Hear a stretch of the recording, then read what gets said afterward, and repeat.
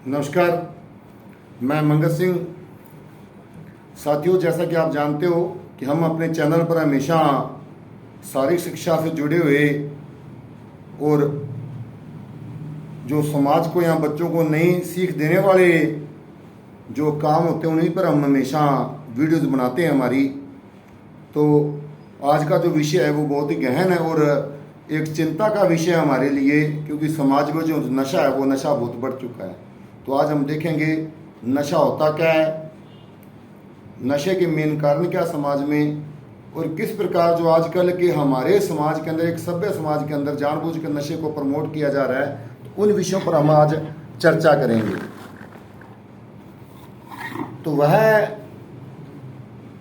रासायनिक पदार्थ जो मनुष्य को किसी प्रकार की मानसिक या शारीरिक उत्तेजना देते हैं वो नशा कहलाते हैं। आप जो कार्य कर रहे हो, अगर उससे उस कार्य को करने से आपकी बुद्धि है जो या आपका शरीर है वो कुछ अलग हटके कर रहा है जो नियमित कार्यों से, किसी पदार्थ के लेने से, तो उसको हम नशा कहेंगे।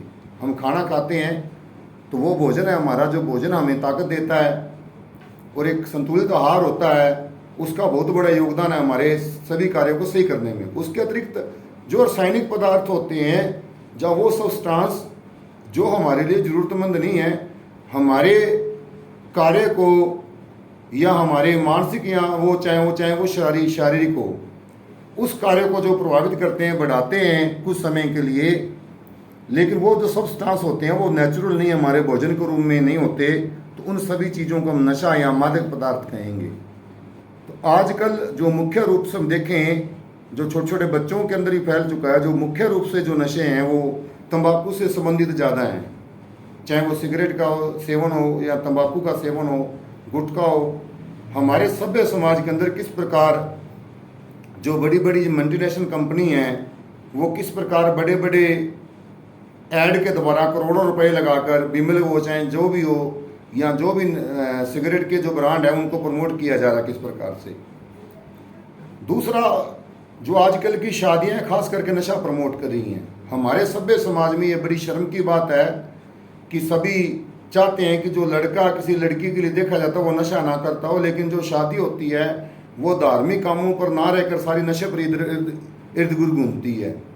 आजकल ऐसा चलन भी हो चुका है, पुरुषों को ये जहाँ था पहले हुक्का पीने का जो था या तंबाकू का सेवन करने का जो था वो सिस्टम या शराब का था, आजकल पढ़े लिखे लोगों के अंदर ये भी एक सेंस नहीं रही कि जो पुरुषों के मुकाबले महिलाओं के लिए भी आजकल हुक्का बार, शादियों के अंदर हुक्का का या शराब का प्रबंध किया जाता है। सभी वहाँ इकट्ठे बैठे पी रहे हैं। ना तो किसी बच्चे को अपने माता पिता की शर्म है, माता पिता को बच्चों की शर्म नहीं है। तो इस प्रकार जो एक सभ्य समाज के अंदर शादियों के अंदर बहुत ज़्यादा नशे को प्रमोट किया जा रहा है।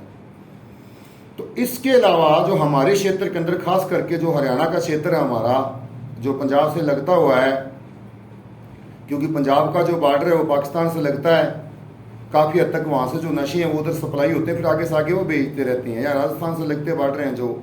तो इस प्रकार जो नशा हमारे जो ये एरिया है, खास करके फतेहाबाद का रतिया का जो एरिया है, यहाँ बहुत ज़्यादा फैल चुका है। अगर सिरसा की बात करें तो वहाँ भी जो पंजाब और राजस्थान से लगते एरिया हैं वहाँ पर नशे के ज़्यादा चांसेज हैं, चाहे वो स्मैक का हो, चाहे वो पोस्ट का हो या वैसे हो, क्योंकि बच्चों के अंदर ये चीज़ें कम है। अभी बच्चों में, जो स्कूल कॉलेज के बच्चों में स्मैक के और जो गोलियां होती हैं इनकी, इन सब्सटेंस के नशे ज़्यादा बढ़ चुके हैं। सिगरेट और बियर, क्योंकि बच्चों की जब सिगरेट शुरुआत होती है तंबाकू सेवन की तो वो सिगरेट से होती है। ऐसे ही जो शराब की शुरुआत होती है बच्चों की वो बियर से होगी, क्योंकि जो फ्रेंड सर्कल होता है वो उनको कह देता है कि ठीक है इसमें कोई बुराई नहीं है।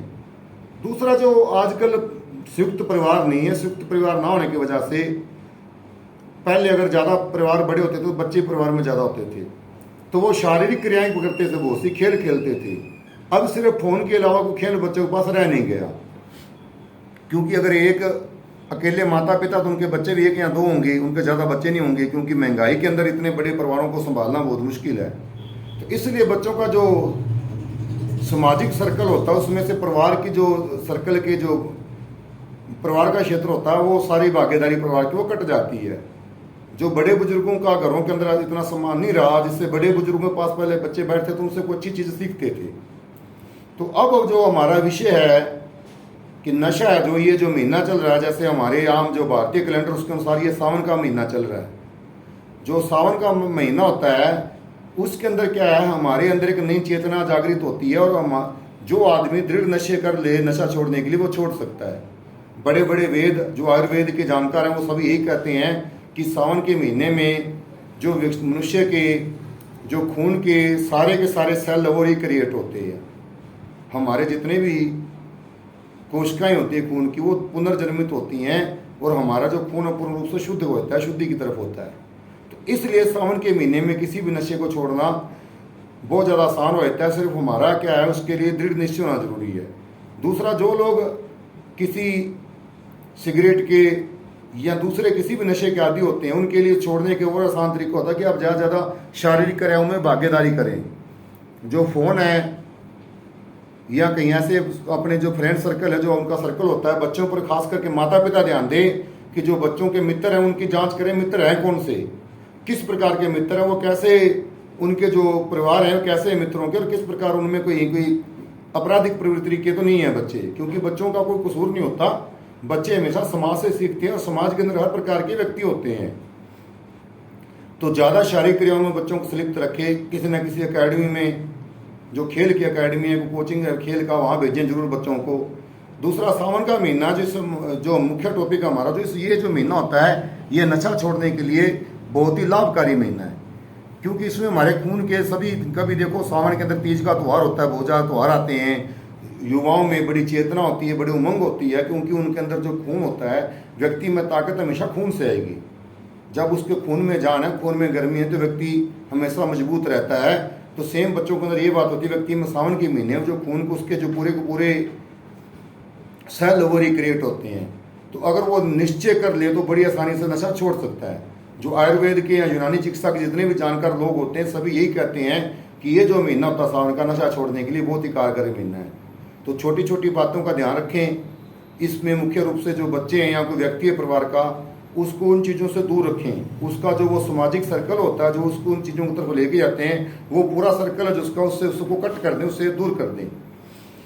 दूसरा, उसको धार्मिक कार्यों में, धार्मिक पुस्तकों में या खेल से, सबसे बड़ी बात है खेल से जोड़ें, क्योंकि खेल के द्वारा वो शारीरिक क्रियाएं करेगा और उसके शरीर में थकावट उत्पन्न होगी, और उसके जो